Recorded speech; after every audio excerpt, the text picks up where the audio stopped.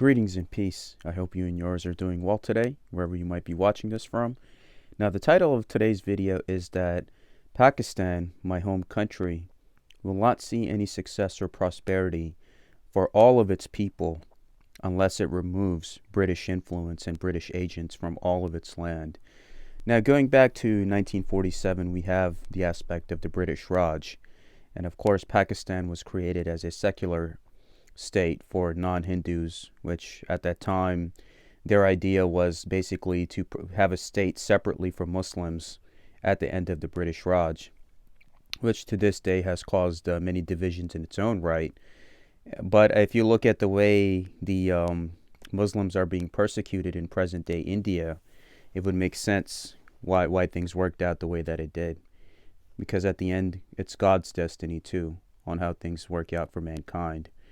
But yeah, in terms of my home country of Pakistan, it was under the British Commonwealth until the early 1950s. So supposedly it went off on its own separate territory. But see how things work with the British Empire is that many of the lands that they controlled, whether it's in Africa, parts of India, Pakistan, parts of Asia, they still hold a certain amount of influence in those lands, its leadership, its politics. So that influence is still there, even though on paper the people are technically independent. So it's the same concept where you have the few elite at the top, let's say in Pakistan or an African country, that are rich, that are billionaires, while the rest of their people are suffering in poverty. And that's the same way how they had ran things in the past. Make sure that the leader at the top was making sure that the people on the bottom, because they can identify with the leader because he or she looks like him, can keep them balanced and not rise up against the leaders that are there. So if you look at the political dynasties in Pakistan, without mentioning any names, so I can make this video as generic as possible but still get my message across. So majority of the political dynasties in Pakistan, whether they're in Lahore, Islamabad, Karachi, they all have some kind of a link with a British background, whether it's through education, they live there. I mean, there's a few people from a certain family that are under exile or self-exile in London. And the first thing that happens is when some of them get in trouble with the Pakistani government, the first thing they do is run away to London.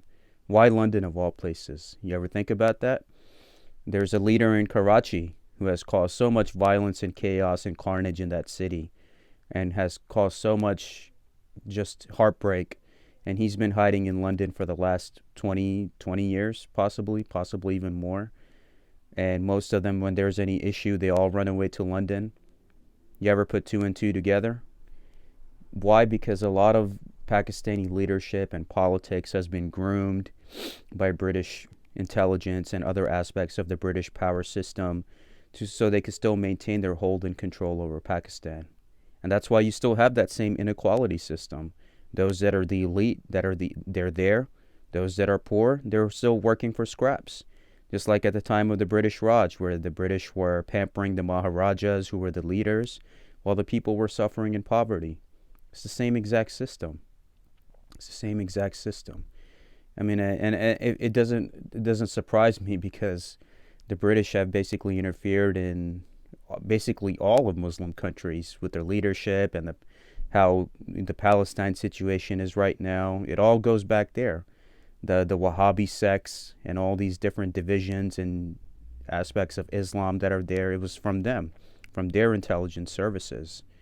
And even if you look at what they're promoting, this guy that they have in Britain named Anjem Choudhury, who's basically promoting all of this hatred against Christians and Jews. Islam doesn't teach you that. But why are they promoting this guy where he's on prime time and he's being given airtime all over the place? Because they want somebody like him who's an MI6 asset and who's promoting basically division and hatred, because that's what they feed off of. That's what helps them maintain their power.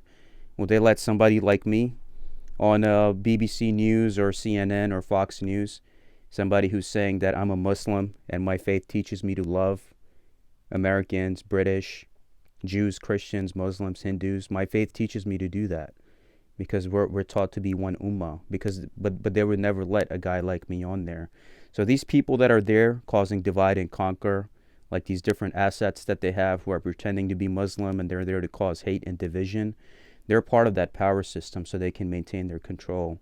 On top of that, these political dynasties and families that all have some kind of a link to a British background, they all need to be expelled from Pakistani politics and powers of leadership so the people of Pakistan who are from there, who can sympathize with the people there, who are not groomed to be puppets of Britain, can do the right thing and help their people and help their country grow.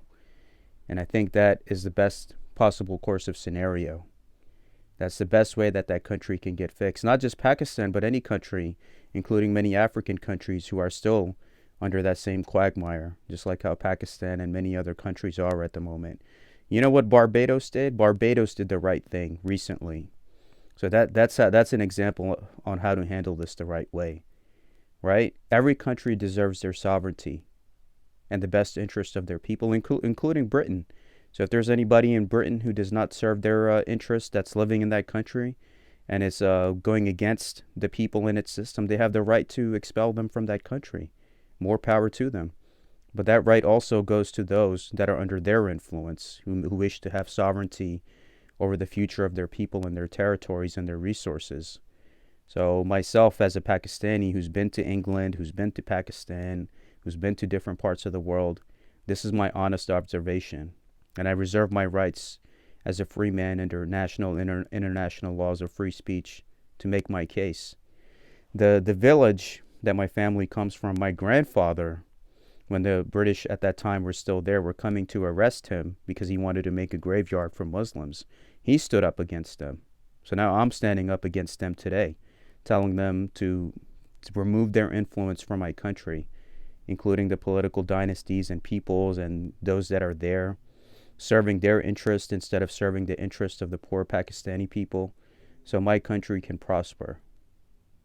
Because there is no opportunity and equality there. And that should not be the case. So to make this video under 10 minutes, so the people in Pakistan who love that country and who want to save that country's future, remove British assets and those that are there, whether they look Pakistani or they don't look Pakistani, or they're double agents, or they're serving the agenda of the empire. Have those in power who truly love your country, who are there to serve the people, and they don't have any links to any society in London or any educational or residential background in London, because that's when you know they're compromised. They've been groomed from there, and then they get sent to Pakistan. And when there's trouble, they all run away to London. So that's how a lot of these political families and dynasties work over there, if you follow the world events, and of course without mentioning any names, to handle this the right way. So yeah, that's exactly what it is. I wish you all well. I hope the Pakistanis watching this got something good out of my message. And again, every country reserves the right to maintain their sovereignty and expel any foreign influence or meddling. Any country, whether it's in the West or the East. I'm making this specifically for Pakistan because that's my home country. So I reserve my rights as a free man under free speech, and I hope you were able to understand where I'm coming from. Thank you so much.